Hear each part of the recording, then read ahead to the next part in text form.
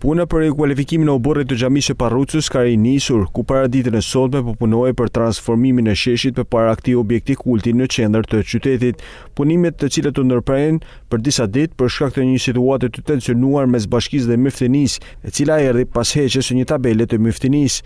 Ndërkohë, një ditë më parë, mefty i Shkodrës Imam Muhamet Sytari zhvilloi një takim me kryebashkiakun e Shkodrës Benet Beci, ku u diskutua rreth një sër çështjesh bashkëpunimi dypalësh ndërmjet dy institucioneve të Myftinisë dhe bashkisë.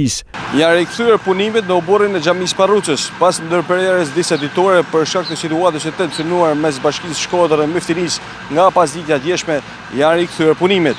Ky investim është pjesë e rikualifikimit të zonës së Zdrales. Aktualisht po ndërhyet për vendosjen e rrjetit nëntoksor të shkarkimeve të ujrave të shiut. Gjithashtu po bëhet e mundër edhe shtrimi i hapësirës ku do të ndërtohen edhe ambientet e reja që do të jenë në funksion të besimtarëve.